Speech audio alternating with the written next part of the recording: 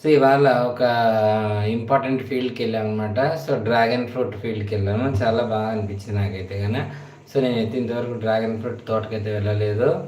ఓకేనా. సో అందుకోసం అని చెప్పి డ్రాగన్ ఫ్రూట్ తోటకైతే వెళ్ళొచ్చాను. ఓకేనా ఫ్రెండ్స్. సో డ్రాగన్ ఫ్రూట్ అయితే కానీ మనకి సేమ్ అసలు ఒక చిన్న దానికి రూట్స్ ఉండవు, ఏముండవు, చిన్న ఒక ముక్క అనమాట. ఆ ముక్కని నాటినా కూడా అది ఆటోమేటిక్గా ఇది అయిపోతుందంట. వాళ్ళైతే కానీ 4000 మొక్కలు నాటారంటే ఎకరాకి 4020 మొక్కలు ఎంత నాటారు అన్నారు. సో అవి వాళ్ళు ఇట్లా ఫోల్ సిస్టమ్ నాటి దానికి మళ్ళీ సైడ్ కట్టేసి థ్రెడ్స్ ఎండ పడుకోకుండా షేడ్ నెట్స్ అన్నీ కూడా అరేంజ్ చేశారనమాట.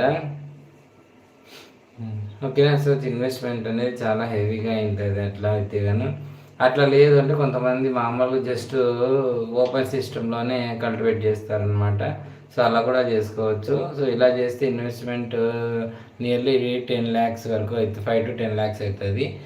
ఓపెన్ సిస్టంలో అయితే మనకి ఓన్లీ ఫోల్స్ పైన రింగ్స్ మాత్రమే కాబట్టి అవి ఓన్లీ పర్ ఎకర్కి 5 lakhs వరకు ఇన్వెస్ట్మెంట్ అవుతుందని చెప్పారనమాట. సో అంతే. అక్కడ ఒక మొక్క ఎంత పడుతుంది అంటే 60 to 70 రూపీస్ పడుతుందంట. సో వాళ్ళు గుజరాత్, కర్ణాటక అట్లా వెళ్ళి అది ముక్కలు ఉంటాయి కదా, డ్రాగన్ ఫ్రూట్ ముక్కలు అవి తెచ్చుకుంటారు అనమాట. ముక్కలు అంటే ముక్కలు కాయ ముక్కలు కాదు, డ్రాగన్ ఫ్రూట్ జస్ట్ ఇట్లా ఇది అవుతూ ఉంటుంది కదా, గ్రో అవుతుంది, దాని ముక్కలు తెచ్చుకుంటారు. ఒకటి